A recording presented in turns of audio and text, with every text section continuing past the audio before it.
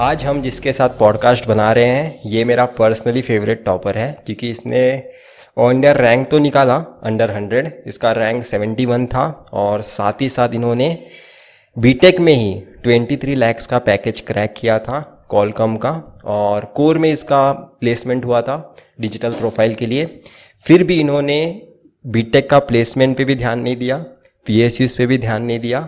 अभी वो अपना एमटेक कर रहे हैं आईआईएससी बैंगलोर में।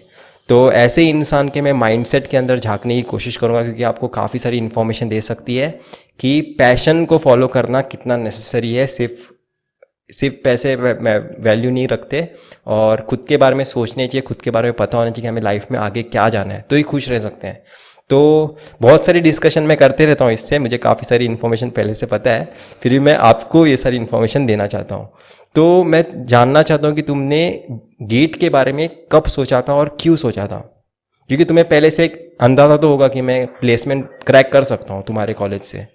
क्यों सोचा था? सर मतलब गेट एग्ज़ाम अगर देखा जाए तो मतलब सिर्फ और सिर्फ पीएसयू के लिए नहीं होता है।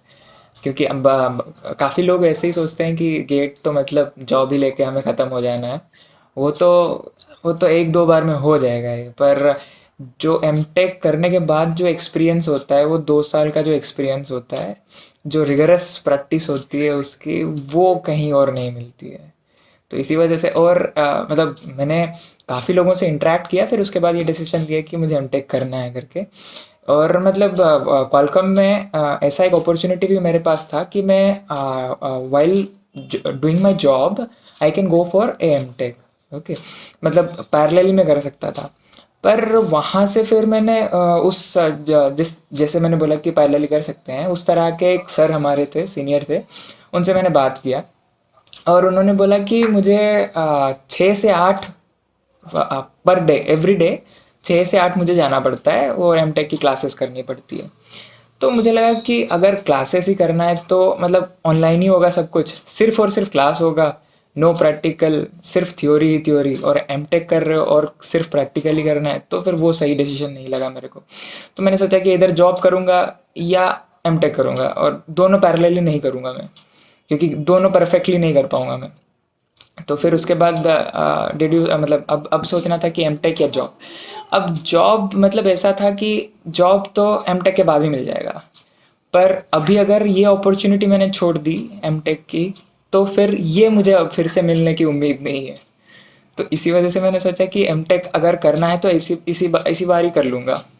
फिर उसके बाद मैंने फिर काफ़ी सारे और मतलब प्रोफेशनल को देखे कि वो फिर से क्या करते हैं कि पहले 2-3 साल एमटेक जॉब करते हैं, फिर उसके बाद छोड़ के फिर से आते हैं एमटेक करने के लिए। और ऐसा मैंने अपने कॉलेज में ही देखा है, बहुत लोग ऐसे हैं। तो फिर मैंने उन उन लोगों से फिर से पूछा कि क्यों ऐसा कर रहे हो आप। तो फिर उन्होंने बोला कि जॉब करने के बाद तुझे पता चलेगा कि तुझे कुछ नहीं पता है। तो फिर वो सब पहले से ही क्यों ना पता हो जाए, तो पहले से ये कर लो, फिर उसके बाद चले जाना, जॉब तो मिल ही जाएगा। अब अगर तुम पहले बार क्रैक कर पाते हो तो सेकेंड टाइम तो कर ही लोगे, क्योंकि तुम्हारे पास बेटर डिग्री है, बेटर कॉलेज से है, तो फिर तो वो तो हो ही जाएगा। तो इसी वजह से सोचा कि गेट के लिए मैंने। और तुम्हारे डिस्कशन से लोगों को ऐसा लगेगा कि तुम्हें वेट नहीं करना था कि टाइम का और तुम्हें फटाक से एमटेक में जाना था, पर ऐसा भी नहीं है। कल्याण ने जेनिक एजुकेशन का 2 साल का कोर्स लिया था। उसका प्लान ऐसा नहीं था, उसके दिमाग में ऐसा सोच के नहीं उसने ये बैठा था कि आज मैं इसी साल क्रैक करूंगा, नहीं तो मेरी लाइफ ख़त्म है, मुझे इसी क्लास, मतलब डेस्परेट है काफ़ी लोग अंडर 100 आने के लिए। और वो डेस्परेशन मैंने तुम में नहीं देखा है। मतलब तुम्हारे साथ जब भी बातें करता हूँ तो डिस्कशन में मुझे कभी रैंक के बारे में इन्फॉर्मेशन मिलती ही नहीं है, सब्जेक्ट्स के बारे में इन्फॉर्मेशन मिलती है मुझे। इस आईआईटी के 2 साल को कैसे यूज़ करना है, आईएससी के सॉरी 2 साल को कैसा यूज़ करना है, उसके बारे में मुझे इन्फॉर्मेशन मिलती है। तो डेस्पिरेशन मतलब क्यों नहीं था? मतलब तुमने कभी ऐसा सोचा नहीं था कि मुझे एक ही साल में क्रैक करना है? मैं ऐसा 2 साल का क्यों कोर्स लिया? तुमने ऐसा क्या सोच के लिया था? मतलब से ऐसा नहीं था कि एक कॉन्फिडेंस वाली चीज़ होती है ना सर, मतलब जॉब जॉब प्लेसमेंट भी लेनी है मुझे कॉलेज से, फिर उसके बाद ये भी करना है। तो एक खुद के अंदर कॉन्फिडेंस नहीं बन रहा था, पर हाँ कर लूँगा ऐसा था, पर ऐसा नहीं कि 100% श्योर ही कर लेंगे हम, ऐसा नहीं था। तो इसी वजह से मैंने सोचा कि इतना कुछ पैसे में भी डिफरेंस नहीं था, तो ले लेते हैं एक बार के लिए, 2 साल के लिए।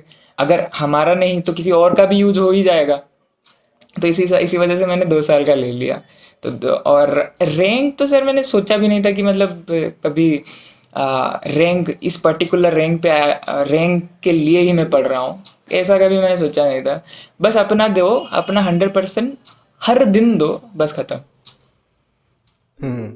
और तुम्हें क्या लगता है कि सब्जेक्ट में कॉन्सेप्ट कितने मैटर करते हैं और कितने न्यूमेरिकल सॉल्विंग ज़्यादा करना मैटर करता है? मतलब बहुत लोगों को लगता है कि बहुत न्यूमेरिकल सॉल्व करने हैं, उसके बिना तो रैंक आएगा नहीं।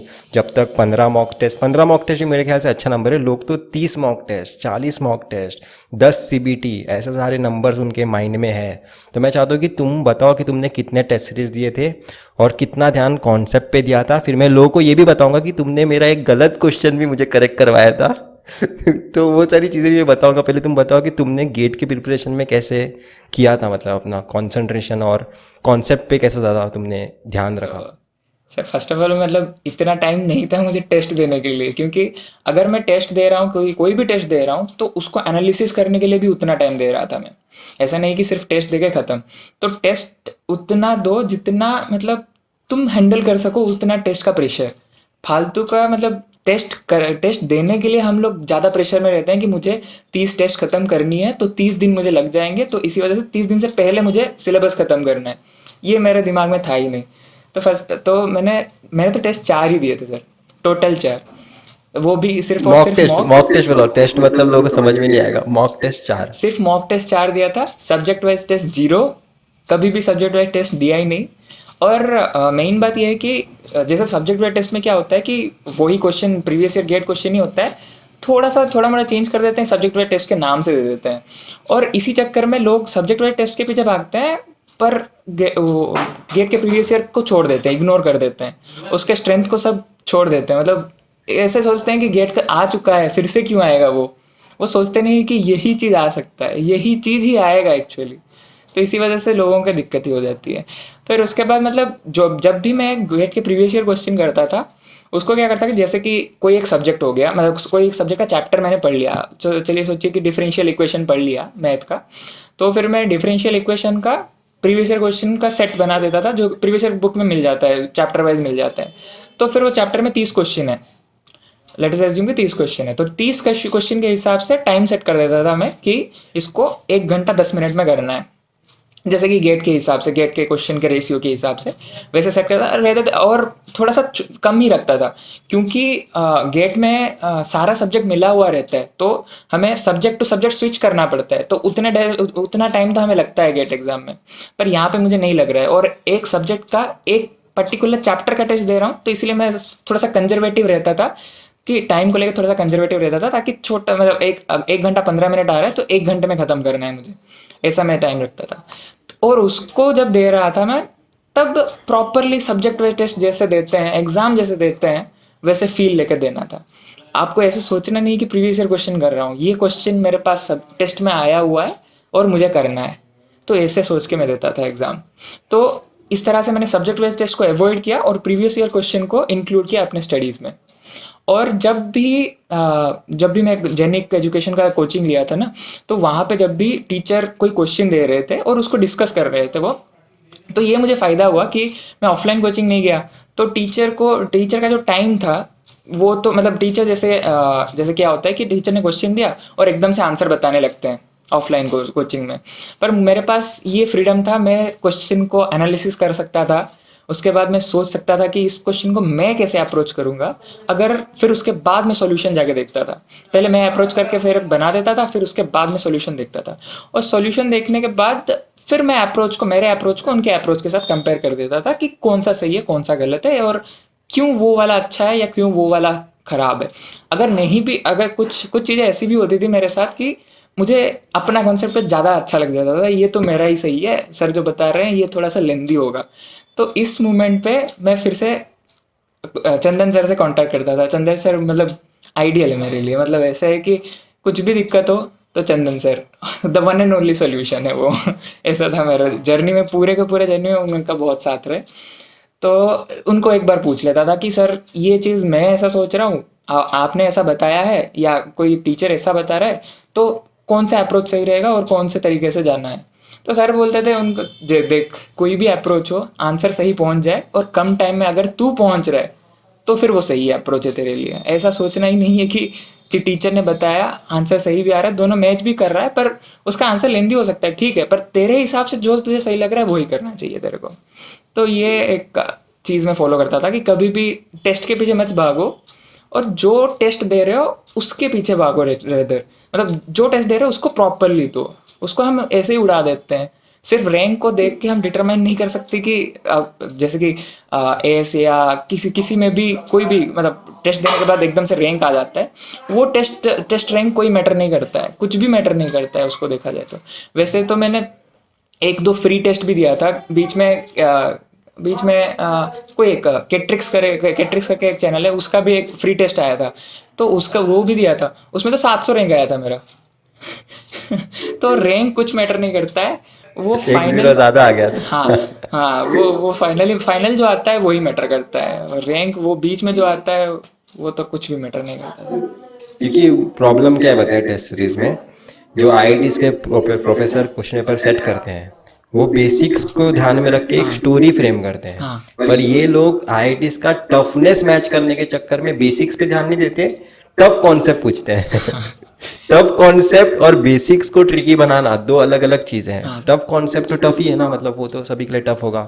फिर वो जिसको पता होगा वही क्रैक करेगा, और उन्हीं के मॉक टेस्ट में मार्क्स आते हैं या फिर टेस्ट सीरीज में मार्क्स आते हैं। पर एक्चुअल गेट एग्जाम में पजल टाइप एग्जाम होती है, सब कुछ पता होता है, ये कॉन्सेप्ट भी देखा होता है, फिर भी लोग क्रैक नहीं कर पाते उस टाइम में। वो पजल टाइप एग्जाम है, हाँ इसलिए बेसिक एग्जाम ही है। और लोगों ने आईआईटीज के प्रोफेसर ने इस बार थर्ड ईयर को भी एलिजिबल कर दिया, क्योंकि उन्हें पता है बेसिक ही हम पूछेंगे, पर ऐसा पजल होगा कि जो पजल सॉल्व करने की एबिलिटी जिसने जनरेट की होगी वो क्रैक कर सकेगा। नॉलेज ज़्यादा नॉलेजेबल नहीं चाहिए इंसान, कॉन्सेप्चुअल चाहिए। नॉलेजेबल और कॉन्सेप्चुअल में डिफरेंस है। नॉलेज तो बहुत बड़ी सी, जितना तुम पढ़ोगे नॉलेज तो होता जाएगा, पर कंसेप्ट मतलब कि वो एक्चुअल चीज़ को कितना समझ रहे हो, उसका उसका हाँ, डेप्थ में कितना गए हो तुम, तो ये बहुत इंपॉर्टेंट चीज़ है। और तुमने एक चीज़ बताई कि तुमने प्रीवियस ईयर को एज ए टाइमर के साथ यूज़ किया, पर ये तुम प्रीफर करोगे तब ना जब भी तुम first time previous year question solve कर रहे हो।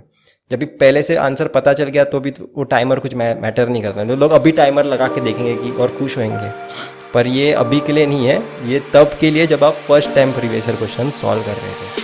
और